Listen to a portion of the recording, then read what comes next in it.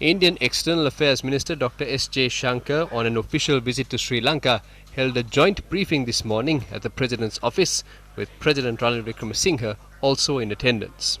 We felt strongly that Sri Lanka's creditors must take proactive steps to facilitate its recovery. India decided not to wait on others, but to do what we believe is right. We extended financing assurances to the IMF to clear the way for Sri Lanka to move forward. Our expectation is that this will not only strengthen Sri Lanka's position, but ensure that all bilateral creditors are dealt with equally.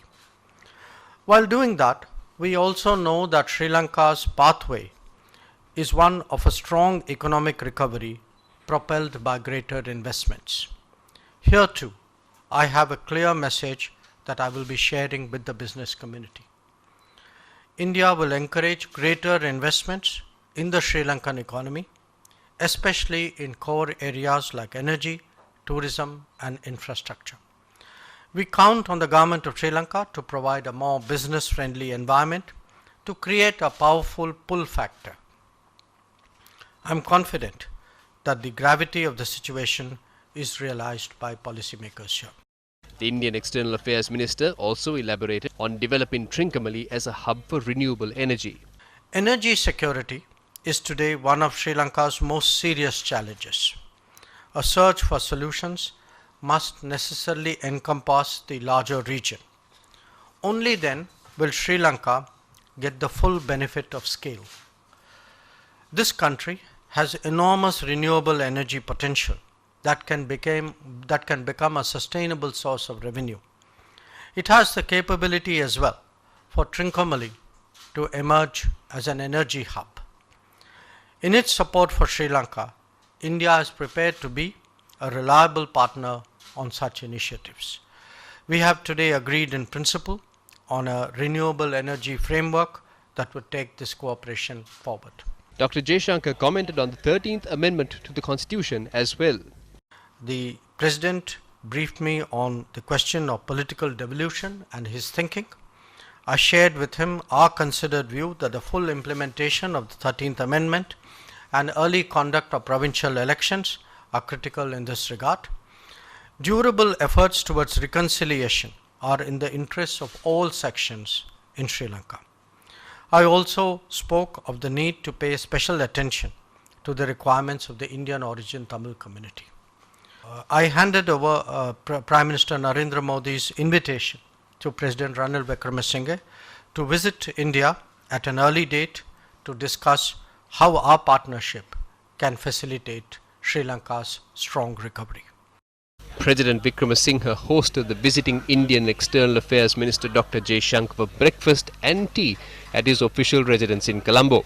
During the official meeting held between the President and the Indian Foreign Minister, political, economic and social issues as well as investment matters between the two countries were discussed at length. During this discussion, special attention was paid to the debt restructuring program in Sri Lanka, which had received a positive response from the Indian government.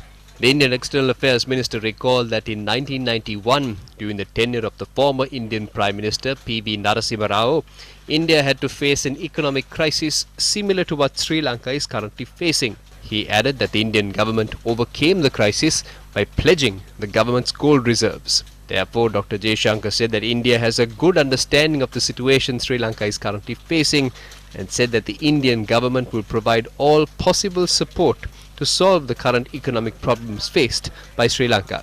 Thereafter, Dr. Jaishankar visited the President's office where the bilateral agreement related to raising the limit of the high-impact community development project implemented in Sri Lanka with the support of the Government of India was also signed between the Secretary to the Ministry of Finance Mahinda Siriwardana and the Indian High Commissioner to Sri Lanka, Gopal Bagli.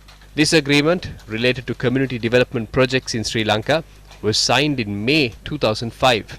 Its project limit was 300 million rupees, which will now be doubled to 600 million rupees by the agreement signed today. The Indian Foreign Minister also virtually declared open the Academy for Kandyan Dancing, took part in the handing over of 300 completed houses on the housing project implemented in Sri Lanka with the support of the Indian government. On the areas of bilateral cooperation, a number of important initiatives were concluded in the presence of His Excellency here at the Presidential Secretariat this morning.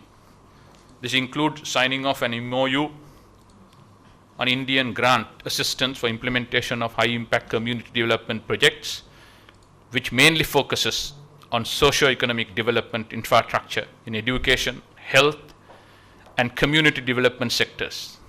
Minister Jaishankar also participated in 3 virtual inauguration ceremonies.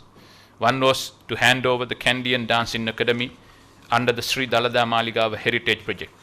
The second was to hand over 24 houses each in Anuradhapura and Badulla district under the Model Housing Village project.